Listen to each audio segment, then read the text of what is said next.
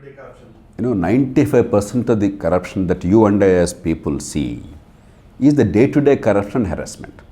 You go to a government office, you want a land record, you want a Pattadar passbook, you want a birth certificate, you want a ration card, you go to a municipal office, you try to get a house building plan approval, you go to a police station, you want to get an FIR registered. Almost everything everywhere is now corruption driven. Without paying a bribe for something that you are entitled to get, you are harassed, you are humiliated, and there is tremendous amount of pain. What the government needs to do is immediately bring in the service delivery law. That means for every service, you fix the time frames, because the salaries for the small employees of government are pretty good now compared to market. The senior officials related to market may not be getting much, but the bulk of the employees of government are paid pretty well. It's no longer true that bichare, these poor people are not paid well. Now they must deliver the services. For each service, let there be a citizen's charter with a clear time frame by law, and let there be a penalty for non-performance for every day's delay, like in Right to Information Act, so that the citizen gets compensation. Along with that, the government under Article 311 and 312 has all the power to identify the bad acts, particularly bad, very corrupt employees, and everybody knows who they are. Because when employees are in such large numbers, no government can or should go against all of them. It's bad. It doesn't help. Employees also are victims in many ways. But identify the really bad ones, at least at the middle level, and then retire them compulsorily. The government has complete powers. Supreme Court upheld it repeatedly.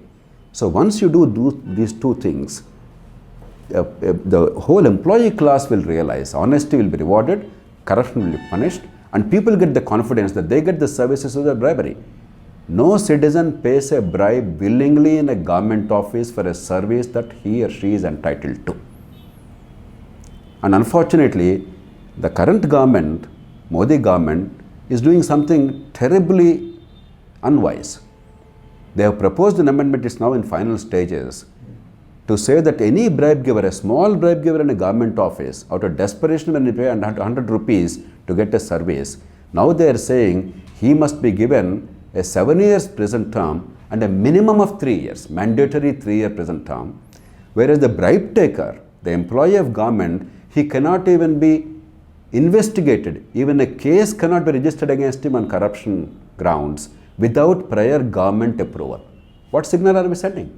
Change that law immediately. Petty corruption is not because the people of India are criminals. Petty corruption is because they are not getting services they are entitled to. And criminalizing the whole of India instead of ensuring the service delivery is something utterly inhumane and utterly unwise and utterly counterproductive. Therefore, change the law, bring in citizens' charters, and at least send away a few people home through compulsory retirement at the middle and lower levels, identifying the truly bad acts. You will see a dramatic change in petty corruption, and you will see a tremendous support to the government and people's understanding that, look, demonetization and other steps have actually improved our life. Otherwise, it becomes merely one day's Pyrrhic victory. The ordinary people must feel the fruits of it. That will happen only when they get the services and petty corruption stops.